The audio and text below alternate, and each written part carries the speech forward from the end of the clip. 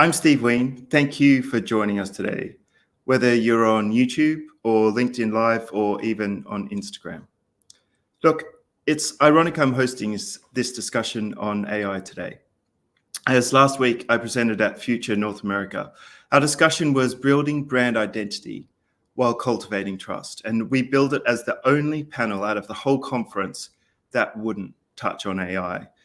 But in marketing, and indeed any industry today, AI is having an incredible impact. I'm sure we're all aware of that. And there are so many people out there claiming to be experts. There's a lot of high-level thinking. And to be frank, there is a whole lot of noise. And today, we're looking to bring some real-life use cases to the table. We want to cut through that noise to share what's working today and what is around the corner. When I reflect on the journey that we've all been on, in February 2023, Distillery produced an animated children's storybook to celebrate Lunar New Year, pretty much end-to-end using generative AI, which was pretty good, not perfect, but pretty damn good. We had an incredible amount of inquiries and all sorts of discussions on how the hell we actually managed it.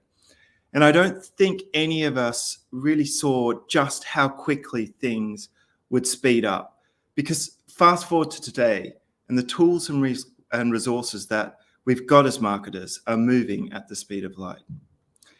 And that's one of the many reasons I'm excited to be chatting with Chris Guest today. He's a 3-time CMO. He's forged from decades of experience leading some of the world's most prestigious brands, including Audi, Ferrari, Visa, many more. And his passion and superpower, I believe, is to create the future of your business by creating the future of your market. And he's a seasoned advisor to multiple startups, a Techstars mentor, and also he's the founder of the Marin and Sonoma chapter of the GenAI Collective, which is the world's leading AI meetup community. He also writes the popular traction design publication on Substack. And look, it's a mouthful. He's a super busy man, and it's amazing he's made time for us. I'm sure you'll all have plenty of questions and thoughts. If you're watching on YouTube, drop your questions in the live chat function. LinkedIn, please use the comment section. Look, a big welcome to you, Chris. How are you today?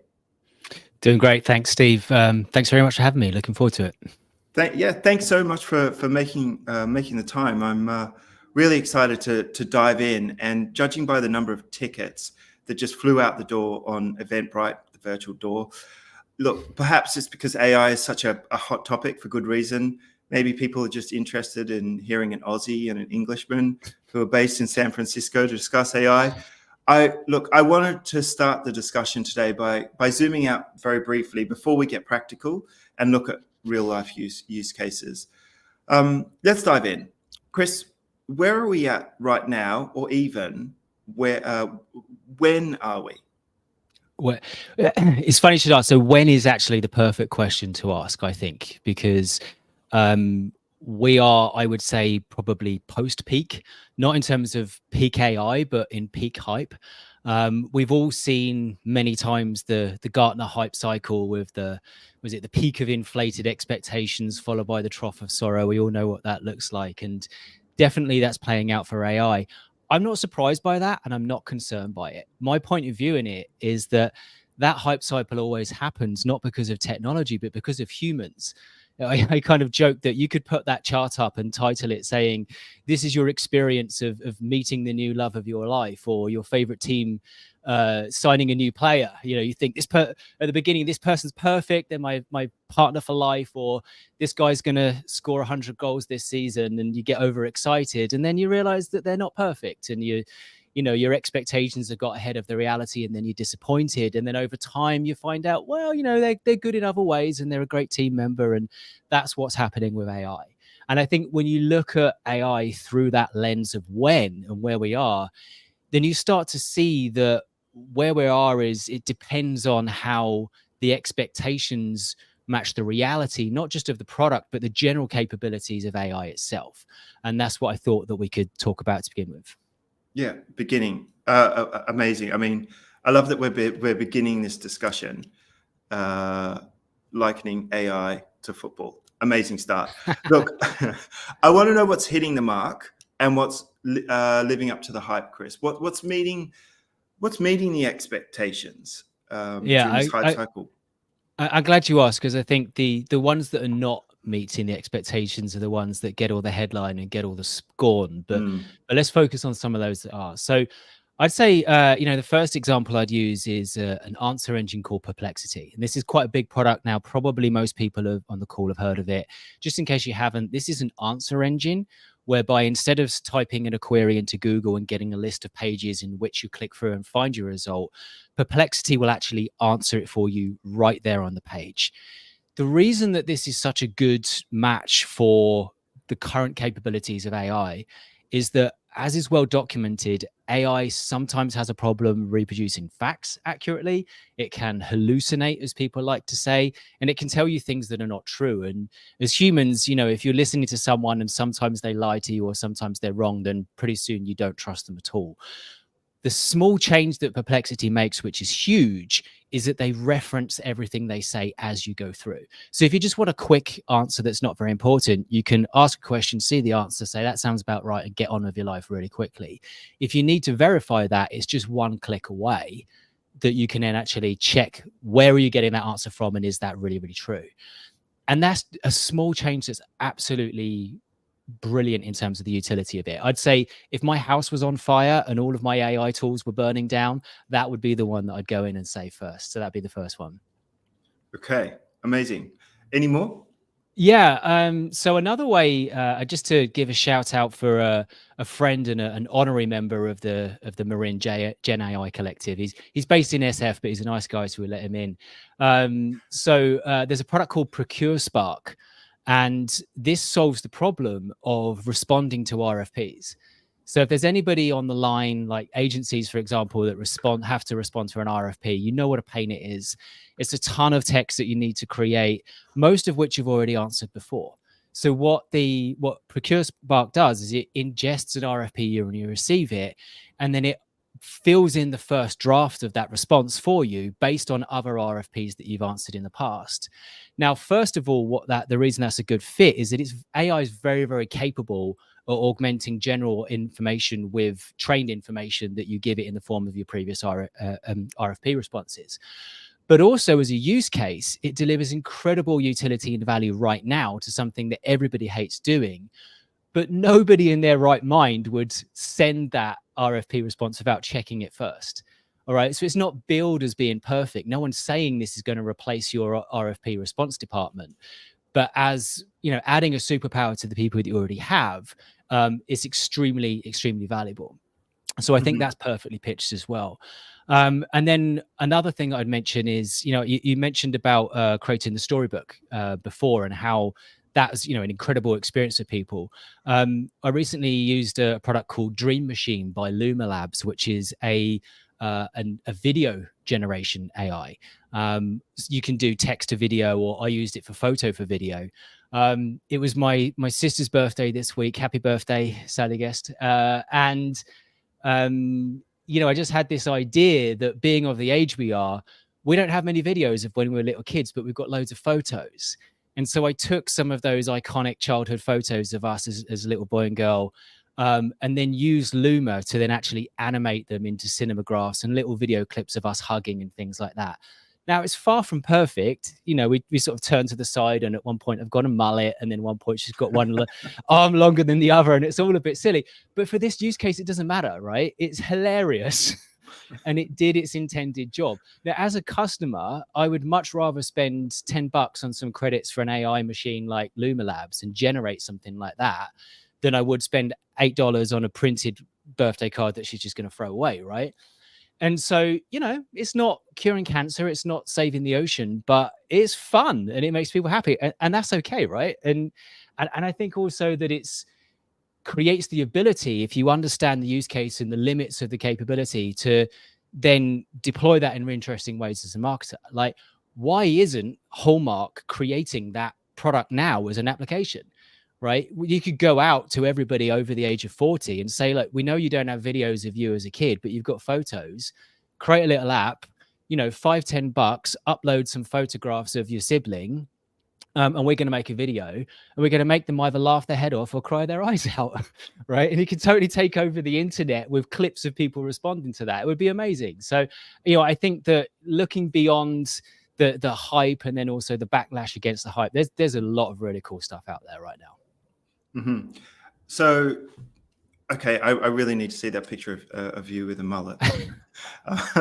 Listen, I want to move on. Thanks for those 3 examples. I want to look at some trends, because we've been lucky enough to demo so many AI tools here in the Valley at Distillery, and one of the key tools we've trialed that can really add so much value, that really bucks against obviously the first trend that we all saw was just making so much stuff in the marketing sphere. That's all of a sudden that switch was turned on. Let's just churn out assets. But one of the tools that we've trialed that sort of pushes against that is a content gap analysis tool. So how do we battle the noise with so much GenAI content being created that's not adding value? Your mullet definitely adds value, but really helping our clients be a little bit more strategic in their content creation by identifying gaps in their content offering. But Chris, I want to ask you, what are the big trends that we're seeing? What are the most significant, meaningful trends for marketeers right now? Yeah, so when I look at trends, I'm not really looking at it in terms of technology, and I try not to worry about existential threat and political policy and in employment and things like that. I think there's enough other smart people thinking about that sort of thing.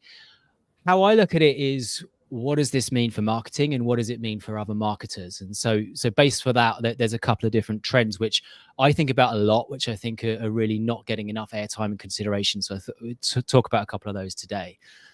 So the first one is as I mentioned before, this trend of shifting from search engines to answer engines. And I gave one example of Perplexity, but it's not just that one product. We're also seeing OpenAI building search directly into ChatGPT now. You have browsers like the Arc browser that have that paradigm built into the browser itself. What this means is that less and less people will actually go through to the page of results and click through in order to answer a question. You'll just get the answer immediately.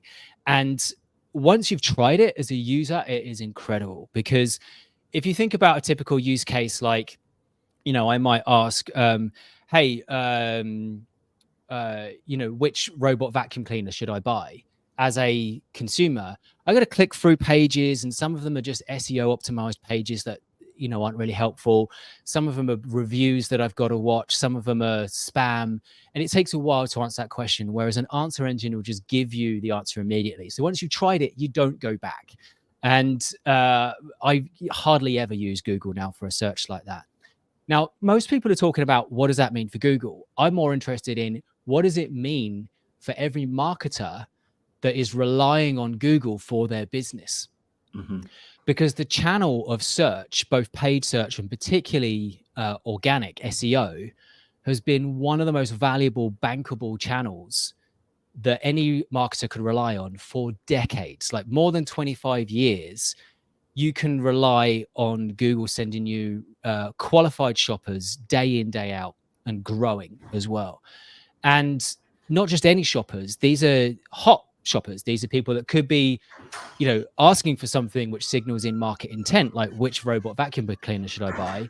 Or it could be someone that's trying to ask a question. They're saying, why can't I sleep at night? Now, to someone marketing a sleep aid or a sleep technology, that is someone raising their hand and say, I have a problem. And that is a valuable customer. So when consumers en masse move from going through those pages of results to just getting a result that an AI decides to tell them and telling them the answer, where else are marketers going to get that traffic from? And what does it mean to you? And so what I would encourage any marketers in the audience to think about is, to what extent are you reliant on that channel right now? How much of your demand generation or your inbound buyers or customers are reliant on coming through search? And what are you going to do if that goes away? And some people might reply, yeah, well, the answer engines are still going to have sponsored links and they still click through to a site. And that is true, but you're talking about 1 or 2 clicks at most. It's going to be a radical change. And how quickly do you think that change is happening? I think when you look at it as a percentage of all search, it's very easy to ignore it and write it off. But if you look at it as a growth rate, it should terrify people. I mean, I can't remember the number. It's something like 20,000% or something, which is a small number. Obviously, it happens. Inside the bubble here in the Bay Area, you speak to people that are very tech forward and they're all talking about how they only ever use Google for navigational search now when they already know exactly where they want to go. But I'd say this is coming. This is happening. Google themselves are responding to it. They have to. And so I wouldn't be surprised if consumers are seeing a very tangible difference on their inbound demand within a year. Right. Okay. Second trend? Yeah. So the other one is about the agentic web, as it's called, or personal AI agents. And this is a trend that I heard from a chap called Jeremiah Aoyang. Hope I pronounced that right. So Jeremiah is a VC at Reid Hoffman's Blitzscaling Ventures. He also hosts the Llama Lounge AI meetup in San Francisco, which is like you go to one of his events and there's 400 people in the room. They're crazy. But he's put out this vision of how we move to an agent-centered web. So to try and summarize it, where we've been, the world that we've all known is that websites are primarily for humans. You or I, if we wanted to know about a product or we had a question, we'd go to the website, we'd review the website, and we'd try and find an answer. Where we're moving to now is that paradigm, but assisted by co-pilots and AI assistants. So you might find a product like Decagon or Intercom on a site where you can arrive on the site and just ask it a question. Now, Decagon is a product that's primarily for customer service, but it is incredible in terms of being able to answer a question that the website itself can't. When I see that logo now, I just ask it the question that I want to know and it will tell me the answer. And it is a game changer. So I think we'll be seeing more and more of that. But all of that is still on the site that the human goes to. Mm-hmm. The next phase of agents is that you, Steve, will have an agent that will visit websites on your behalf and you won't even go to them. Okay. So an example of this might be, book me a flight to Portland. All right. And so the agent would actually go off, interact with a flight aggregator site, choose the best flight for you and book it on your behalf. So not just read it, but actually take action as well. Okay. But it could go beyond that. All right. So again, you could ask the question, which robot vacuum should I buy? And it will say this one. Okay. And you're like, great, buy it. Or it could be, something more business centered. Like you might say, okay, what is the best content generation tool for a team of 20 designers, right? Something like that. And it would come back and tell you like, this is the answer, or maybe even start a trial for you.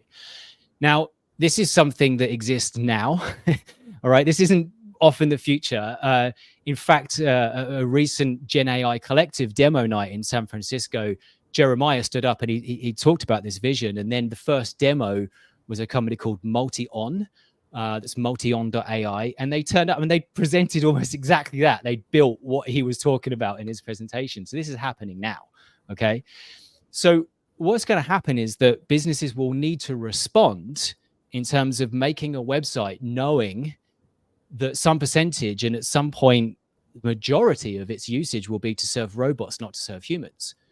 And so you'll start to see brands, e-commerce companies, service providers creating almost an API of the information of their site designed for a robot to consume it rather than a human. Okay. Some argue that humans won't even need to visit websites anymore, which I don't agree, but we'll come on to that. That's just the next step. It gets crazier than that when you start to get to a level of AGI where that agent working on your behalf might not even need to be prompted.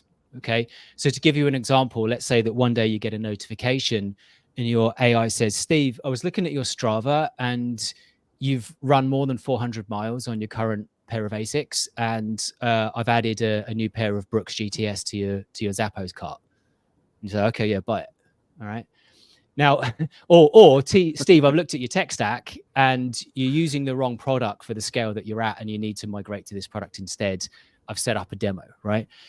Now, as a buyer, this is awesome, all right? Yep. As a CMO, I want to know what are the best products? What are the best techniques? Am I getting competitive advantage by using the best products and following the latest trends?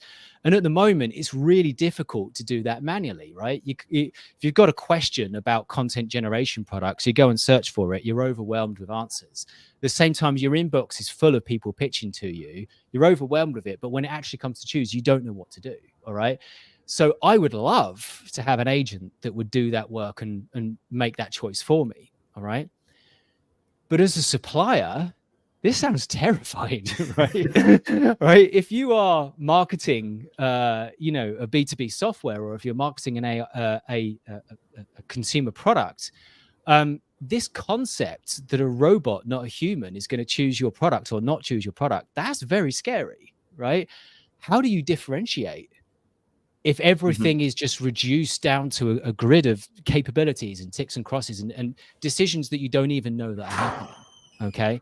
And so, if you think about something like flight booking, which is, one example I gave, flight booking is already commoditized, but at least now when we go to kayak, the human says, yeah, I can say 20% with a Spirit flight, but I'd rather play a bit more and fly Delta, right?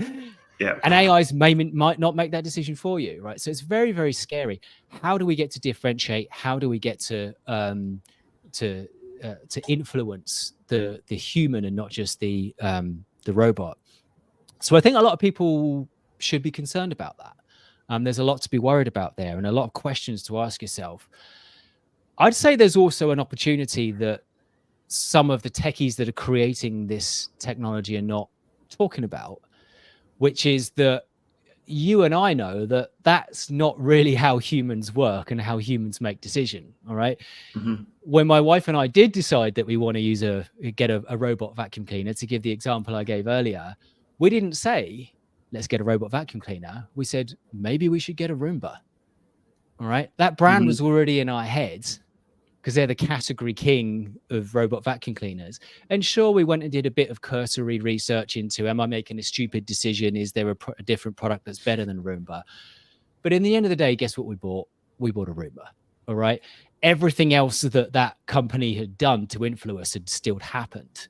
Okay. So marketing doesn't go away just because the robots are doing this job. The role of it just needs to change. And I think what's interesting for us is to consider how it changes. All right. Maybe, for example, robots will take care of the very left-brained logical decision-making, create shortlist, and then the human gets to decide which one they most want. All right. When I had twins and we needed to get a bigger car, it's like, okay, I need, 3 rows of seats. What can I get? In the end of the day, I still chose the car that I wanted rather than the car that was the most logical decision, because that's how we work, right? Maybe this actually changes the game for marketers and creatives in a way that's very positive. I mean, right now, I know a lot of creatives that feel completely enslaved to optimization. They want to do something creative and the growth team tells them they can't because it's going to make, makes growth decline or obscure a decision or something like that. Maybe that's taken care of by the robots, and the role of marketing creative becomes more about that emotional impact and that emotional influence. And we find other ways to spend our time kind of influencing the way people think and how they consider our products. So maybe it's not all bad. Maybe there's a silver lining there for us as well. Yeah. I mean, I think the role of, human creatives is, it's incredibly interesting. The role of creativity, humans have always bought from humans, and marketing and advertising has always driven that, emotional response to drive influencers.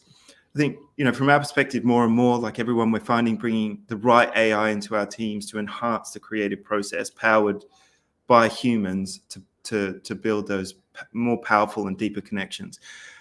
Look, do you see AI as like an unexplored opportunity to build and find connections? Yeah, definitely. And in fact, talking about matching the current capability, that's actually one of the things it's great at that most people don't realize.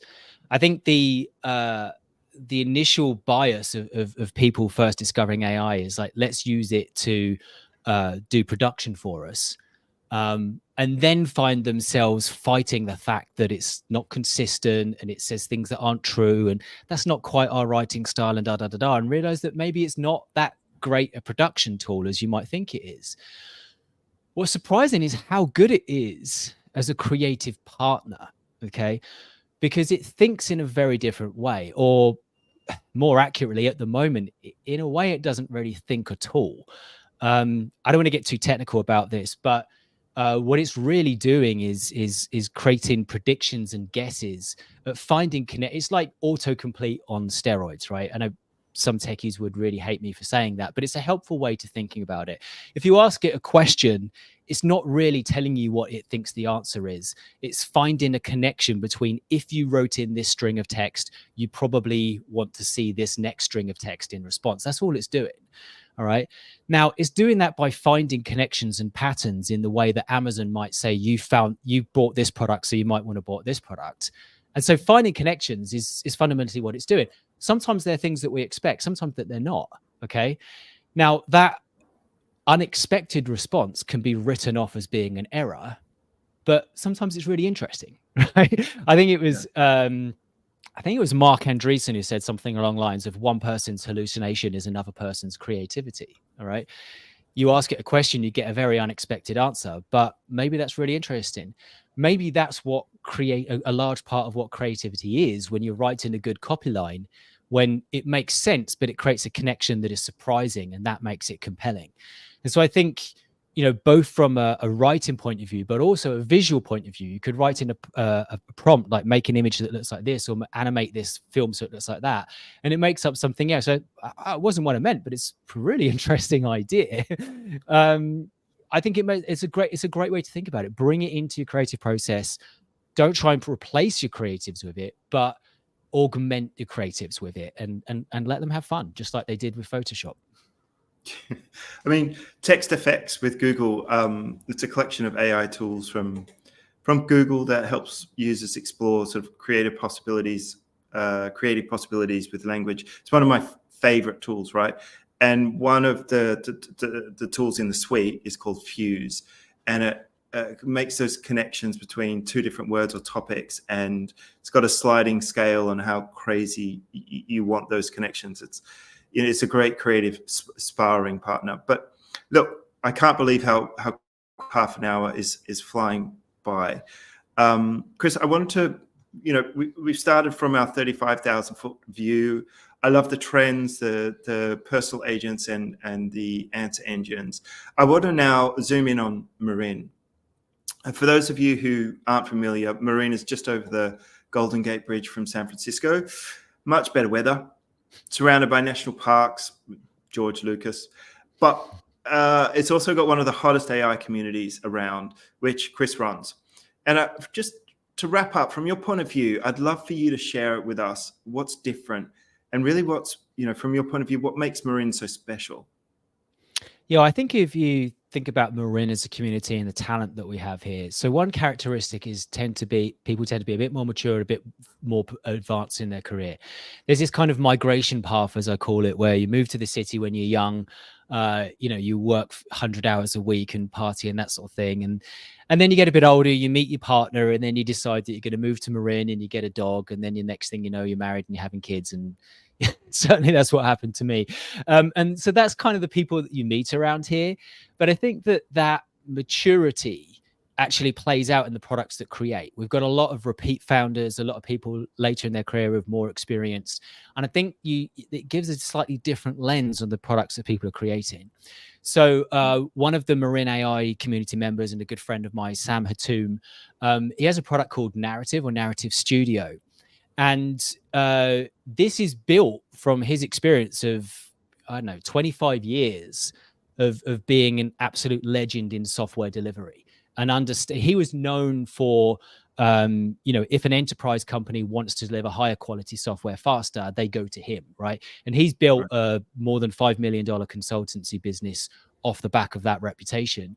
And now what he's doing is then productizing that experience into a product which solves the most important problems of software development, which is how do you get everyone on the same page of understanding what should be built and what has been built. And so it's kind of it's called narrative. It shows a visual view. They call it a collaborative studio of how the software should work that everybody can understand on one page, and it keeps everything in sync. So that his sort of maturity and experience is playing out here. I'll give you another example. So for some reason, relative to the norm, I think Marin seems to really overrepresent with creative and brand focused founders and the products they're creating.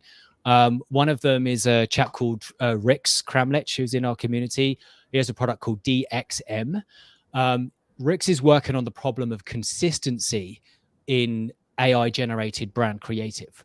And it's interesting, there are other tools in that space, but where I think a lot of the younger founders have gone with it is, okay, we've got this capability, we can create images. So, give us a prompt and then we're going to give you brand imagery, and it's, $20 a month, serve yourself, off you go, right? Where Rix is coming in with his experience has said, okay, the number one thing that marketers want more than anything else is consistency. So he's over-invested in making sure that that promise is delivered on. You can't just take the product and start it yourself. Instead, the product starts with human AI artists working with you and your team to make sure you get off to the start and you nail that consistency and get a good suite of products before you carry on. So it's a different pricing model. But I think that wouldn't have been the case if it wasn't for Rix's maturity and experience in the space. And then the other thing that's interesting about it is you mentioned George Lucas. So this is the home of Star Wars. Just down the road from me actually lives George Lucas has a house just down the street from me, and a few valleys over is Skywalker Ranch. And so you have a lot of that alumni from the ILM team and Lucasfilm. And so there's a lot of interesting work going on here with people that are working in visual effects, AI for creative, AR, VR, all of those sorts of experiential fields, and then also dedicated investors in that realm as well. So it's an interesting place. And I mean, we're looking out the window right now, surely in your background. Yeah, I mean so this is fake. This is AI generated, but the prompt is, great architecture with a view of Marin out of the window, and that is what it looks like. It just that's not what my room looks like, unfortunately. Look, Chris, we're at time already. It's just flown past. It's such a big topic. We've had a load of questions come in that we haven't been able to get to, but we'll follow up in the comms after this. And I also wonder, perhaps we have another one of these sessions, Chris. What do you think? Sure. Absolutely. Amazing. Awesome. Look, thank you everyone for joining us, and thanks, Chris. Actually, is GenAI running the GenAI Collective? Is that your day job? Well, it sometimes feels like it, but not quite. So, after my last CMO role at Bright, I've had not a career break because I don't do those, but maybe a period of active recovery, focusing on a limited amount of consulting. Right now, I'm actually focusing on trying to find the right next full-time opportunity, and so I'm looking for really visionary founders with a revolutionary product, who need help in revolutionizing the market as well. And then I'm also continuing to consult in a service I call Lean Category Design, which is a form of positioning. And you can read all about that, and also find and connect with me on my website at tractiondesigner.com. Yeah, amazing. We'll drop those key links underneath the video wherever you're watching. So go check out Chris. And I guess if people are in the area, can they come to one of your meetups?